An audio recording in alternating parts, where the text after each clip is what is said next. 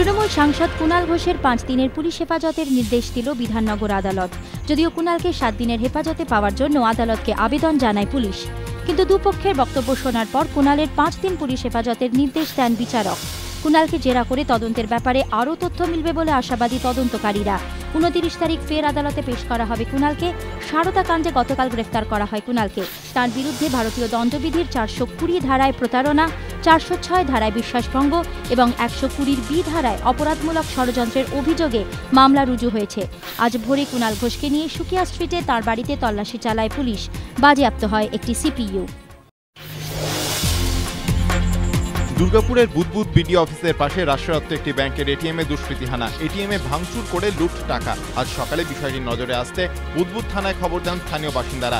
রাতে ওই এটিএম কাউন্টারটিতে কোনো নিরাপত্তারক্ষী ছিলেন না বলে ব্যাংকের তরফে স্বীকার করে নেওয়া হয়েছে। ঠিক কত পরিমাণ টাকা লুট হয়েছে তা এখনও নির্দিষ্ট করে জানাতে পারেনি ব্যাংক কর্তৃপক্ষ। এটিএমের সিসিটিভি ক্যামেরার ফুটেজ খতিয়ে দেখে ঘটনার তদন্ত শুরু করেছে পুলিশ।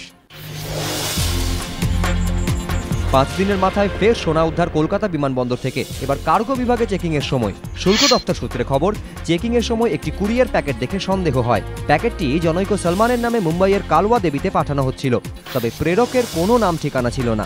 শুল্ক দপ্তরের অফিসাররা এরপর প্যাকিং খুলে দেখেন একটি মোবাইলের বাক্স। বাক্সের দুপাশের দেওয়ালের মাঝখান থেকে উদ্ধার হয় 30টি সোনার বিস্কুট, প্রতিটি 24 ক্যারেটের। সব মিলিয়ে ওজন 3.5 কেজি, যার আনুমানিক বাজার মূল্য 1,19,00,000 টাকা। শুল্ক দপ্তরের অনুমান, সোনার বিস্কুটগুলি দুবাই থেকে আনা হয়েছিল। যে কুরিয়ার সংস্থার মাধ্যমে সোনা পাচার করা হচ্ছিল তাদের দপ্তর পার্ক স্ট্রিট এবং বড় বাজারে। সোনা উদ্ধারের পর সংস্থার 2টি দপ্তরে হানা দেন শুল্ক দপ্তরের আধিকারিকরা, কিন্তু সেখানে কাউকেই পাওয়া যায়নি। মঙ্গলবারই কলকাতা বিমানবন্দরে বিমানের শৌচাগার থেকে উদ্ধার হয় 24 কেজি ওজনের সোনার বিস্কিট, যার আনুমানিক মূল্য 7,22,00,000 টাকা। এরপর ফের এদিনের ঘটনা। গত 1 মাসে কলকাতা বিমানবন্দর থেকে প্রায় 10 কোটি টাকার বেআইনি সোনা উদ্ধার করল শুল্ক দপ্তর।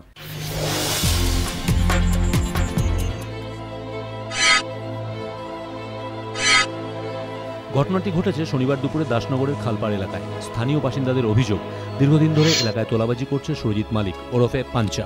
শুক্রবার রাতেও সেই এলাকার দোকানদারদের হুমকি দিয়ে তোলা তোলে বলে অভিযোগ। এদিন দুপুরে তাকে এলাকায় ফের ঘোরাঘুরি করতে দেখে উত্তেজিত হয়ে ওঠে স্থানীয় বাসিন্দারা। শুরু হয় মারধর। খবর পেয়ে ঘটনাস্থলে যায় দাসনগর তদন্ত কেন্দ্রের পুলিশ ও 2 ট্রাফিক পুলিশ কর্মী। অভিযোগ, এরপরই পুলিশের ওপর হামলা চালায় স্থানীয় বাসিন্দারা। শুরু হয় মারধর। আহত হন 2 পুলিশ কর্মী, শান্তনু চক্রবর্তী ও নয়ন চক্রবর্তী। আহত অবস্থায় হাসপাতালে ভর্তি করা হয়েছে অভিযুক্ত তোলাবাজকে। পুলিশ জানিয়েছে অভিযুক্ত দাগী দুষ্কৃতী।